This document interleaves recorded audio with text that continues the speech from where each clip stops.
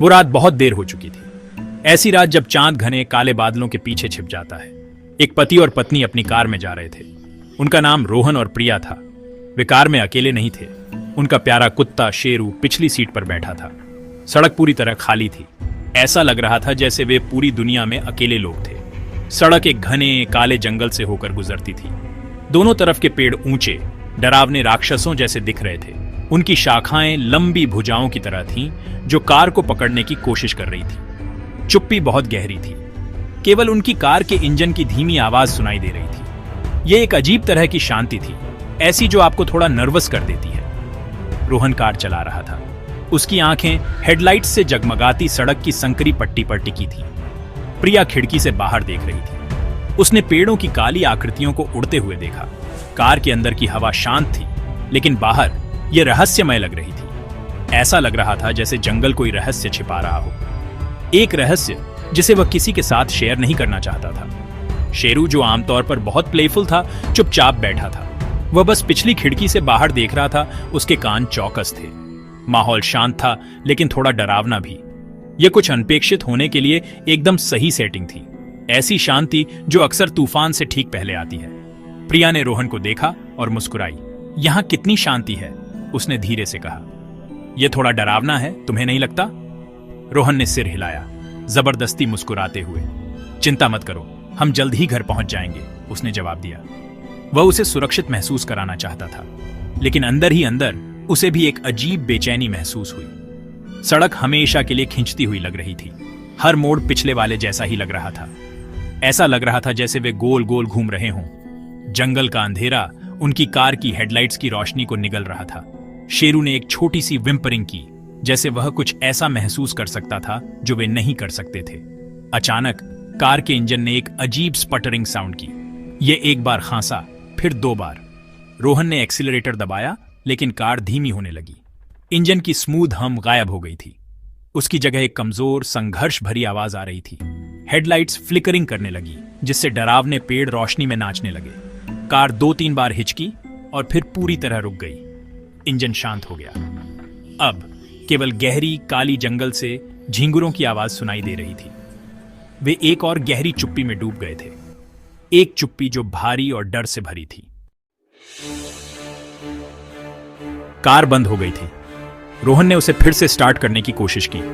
उसने इग्निशन में चाबी घुमाई।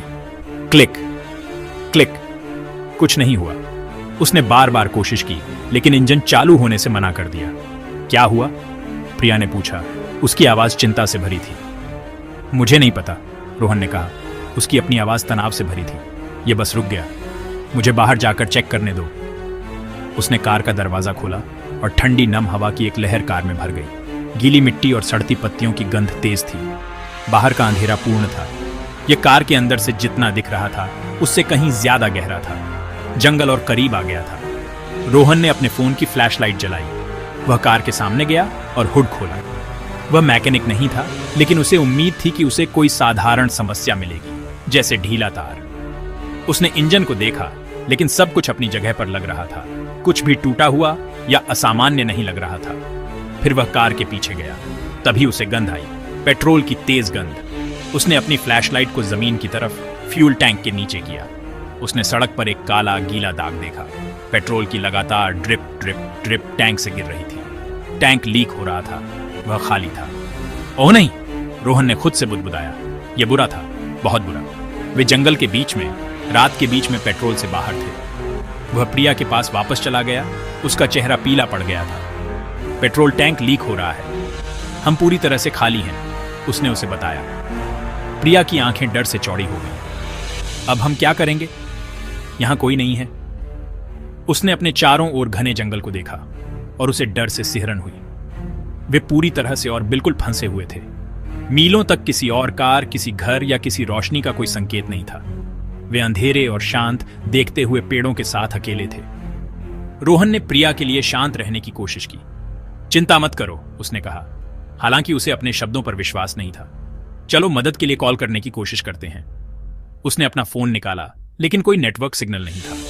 एक भी बार नहीं। प्रिया ने भी अपना फोन चेक किया। वही परिणाम, कोई सेवा नहीं। बाहरी दुनिया से उनका एकमात्र कनेक्शन चला गया था। वे सचमुच कट गए थे। रोहन ने अंधेरे में चिल्लाया, हेलो, क्या कोई है? हमें मदद चाहिए। उसकी आवाज जंगल की इमेंस साइलेंस में खो गई। एकमात्र जवाब उसकी अपनी हताश चीख की इको थी। वे फंस गए थे। वे कार के पास खड़े थे, गहरे काले रात से घिरे हुए थे। किसी भी मदद की उम्मीद तेजी से फेडिंग हो रही थी। रोहन और प्रिया को समझ नहीं आ रहा था कि क्या करें। शांति असहनीय होती जा रही थी। ये एक भारी कंबल की तरह महसूस हो रही थी, उन पर दबाव डाल रही थी। जंगल से आने वाली हर छोटी आवाज उन्हें चौंका देती थी। पत्तियों की सरसराहट कदमों की आवाज लगती थी। एक उल्लू की आवाज एक डरावनी चीख की तरह लगती थी। उनका कुत्ता शेरू भी बहुत बेचैन हो रहा था। वह कार के पास आगे पीछे चक्कर लगाने लगा, धीरे से विम्परिंग कर रहा था। वह बार बार गहरे जंगल में देखने लगा। उसके कान खड़े थे, कुछ ऐसा सुनने की कोशिश कर रहा था जो वे नहीं सुन सकते थे। अचानक शेरू ने चलना बंद कर दिया। वह स्थिर खड़ा हो गया, जंगल की ओर मुंह करके, और उसके सीने में एक धीमी ग्राउल गूंजने लगी। उसका शरीर तनाव में था। फिर वह जोर जोर से भौंकने लगा। यह उसकी सामान्य प्लेफुल बार्क नहीं थी, यह एक गुस्सैल एग्रेसिव बार्क थी। वह अंधेरे में छिपी किसी चीज पर भौंक रहा था। रोहन और प्रिया के दिल तेजी से धड़कने लगे। शेरू, क्या हुआ बेटा?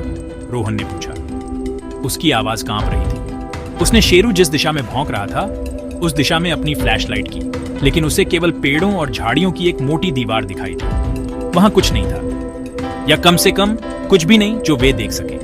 जितनी तेजी से उसने भौंकना शुरू किया था, उतनी ही तेजी से शेरू ने भौंकना बंद कर दिया। वह पूरी तरह से शांत हो गया। उसने अपनी पूंछ पैरों के बीच दबा ली और डर से एक फ्राइटेंड विम्पर की। वह तेजी से प्रिया के पास वापस भागा और उसके पैरों के पीछे छिप गया। डर से कांप रहा था। यह शेरू जैसा बिल्कुल नहीं था। वह एक बहादुर कुत्ता था। उसके इतना डरने का मतलब था कि कुछ बहुत गलत था। रोहन और प्रिया ने एक दूसरे को देखा। उनके चेहरे डर से भरे हुए थे। अगर उनका कुत्ता इतना डरा हुआ था तो अंधेरे में क्या था? उसके बाद की चुप्पी भौंकने से भी ज्यादा डरावनी थी। और फिर उन्होंने सुना एक नई आवाज, एक ऐसी आवाज जो इस काले अकेले जंगल में नहीं होनी चाहिए थी। यह एक बच्चे के रोने की आवाज थी। यह पहले एक धीमी आवाज थी जो धीमी रात की हवा के साथ आ रही थी। वाह वाह, यह एक दुखद अकेली आवाज थी।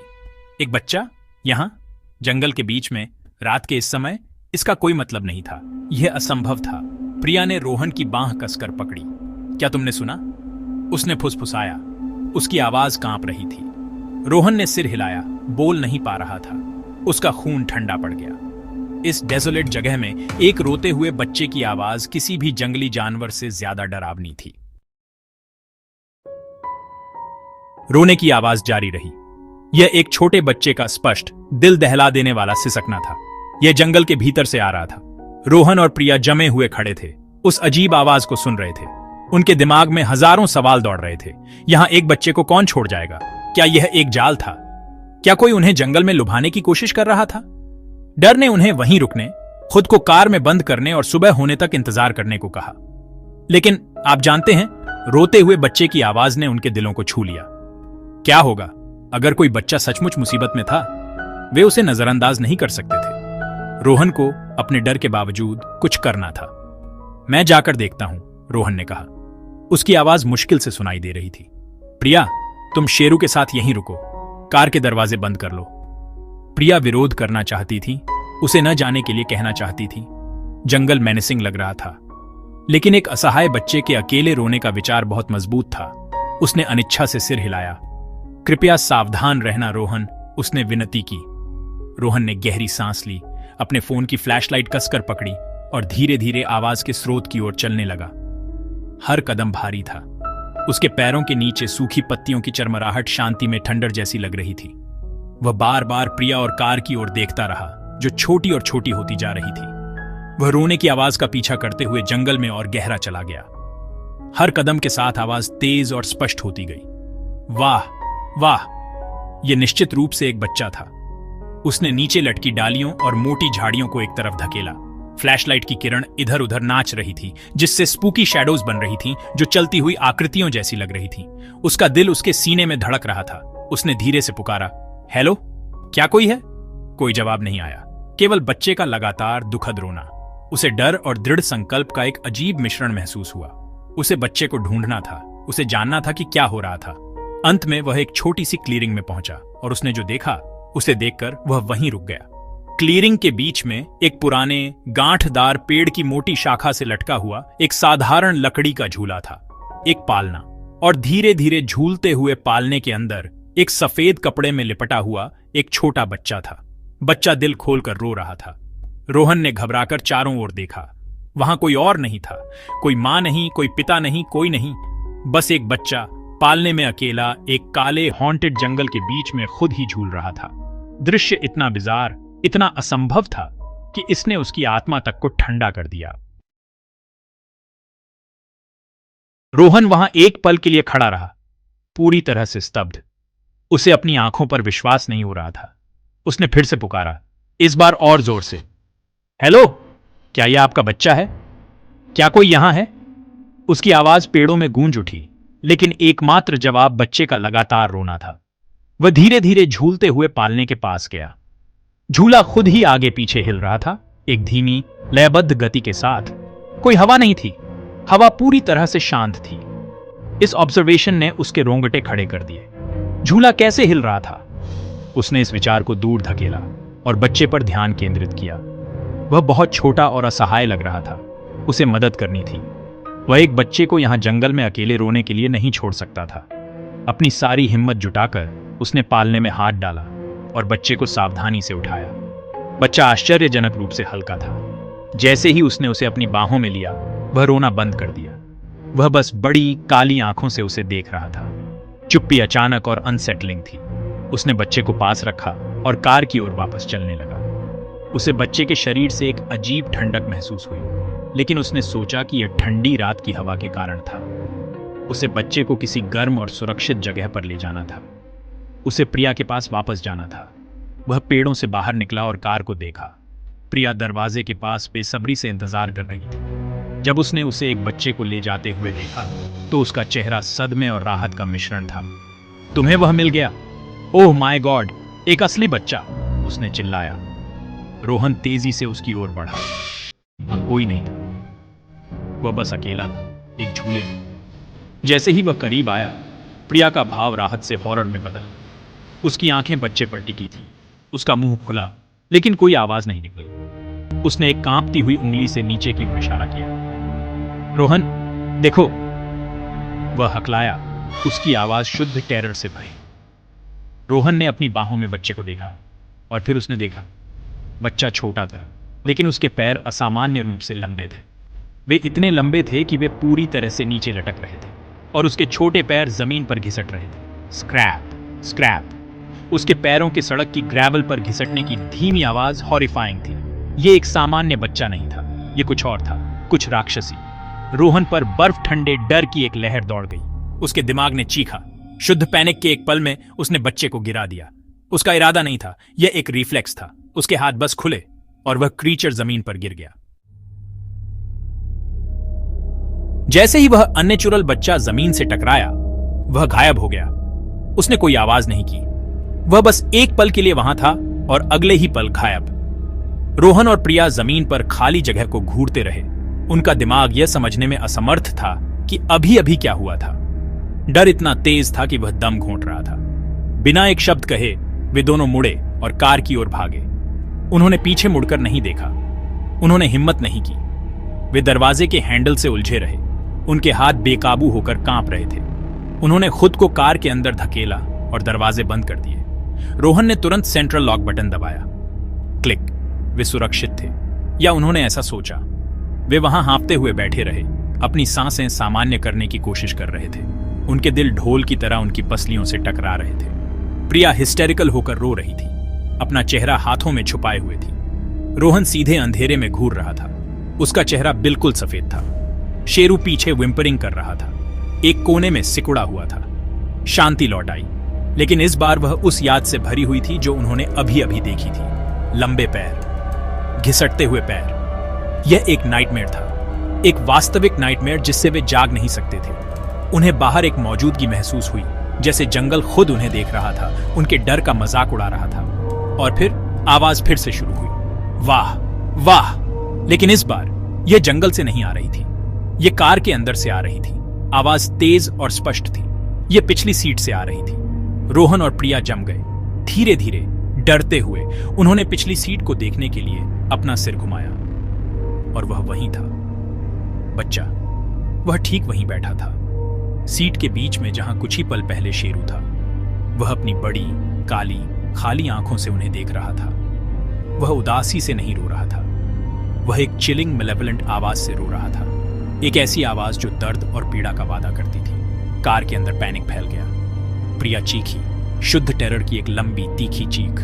रोहन ने फ्रैंटिक होकर दरवाजे के हैंडल को खींचा, लेकिन वह नहीं खुला। उसने बटन फिर से दबाया, कुछ नहीं। दरवाजे बंद थे और वे उस राक्षसी चीज के साथ अंदर फंसे हुए थे।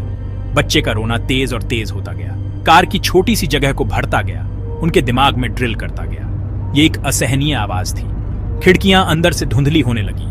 प्रिया की चीखें चोक्ड सॉब्स में बदल गईं और फिर उसकी आंखें ऊपर की ओर चढ़ गईं। वह बेहोश हो गई, दरवाजे से लगकर गिर गई, अंततः बेहोशी में भाग गई। प्रिया को बेहोश देखकर रोहन के अंदर एड्रेनालाइन का एक सर्ज दौड़ गया। उसे बाहर निकालना था, उसे उन दोनों को बाहर निकालना था। उसने पिछली सीट पर बैठे डरावने प्राणी को नजरअंदाज किया और अपनी सारी ऊर्जा दरवाजे पर केंद्रित कर दी। उसने पूरी ताकत से खींचा और धकेला और अपने कंधे से उस पर वार किया।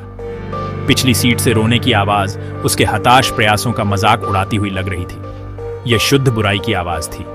उसे नहीं पता था कि ताकत कहां से आई, लेकिन एक आखिरी शक्तिशाली धक्के के साथ उसके दरवाजे का ताला एक जोरदार आवाज के साथ टूट गया। दरवाजा खुल गया। आजादी। उसने एक पल भी बर्बाद नहीं किया। वह कार से बाहर निकला।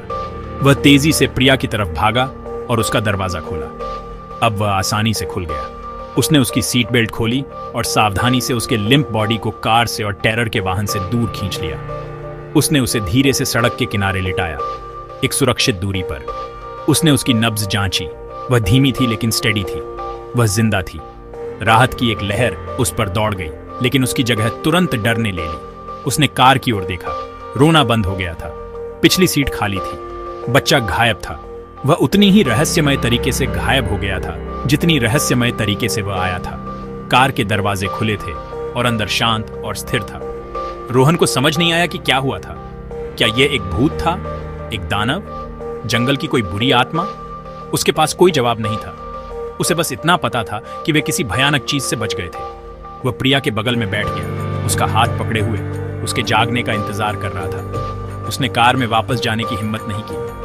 वे उस अकेली सड़क के किनारे अंधेरे आसमान के नीचे तब तक रहे जब तक भोर की पहली रोशनी पेड़ों से निकलने नहीं लगी। उगते सूरज ने लंबी छायाओं और ऑप्रेसिव डार्कनेस को दूर भगा दिया। रोशनी के साथ सुरक्षा की भावना आई, लेकिन डर उनके दिमाग में गहरा उतर गया था। जैसे ही सूरज ऊंचा चढ़ा, उन्हें एक आते हुए ट्रक की आवाज सुनाई दी। ये रोहन द्वारा सुनी गई सबसे प्यारी आवाज थी। ट्रक ड्राइवर रुका और उनकी मदद की।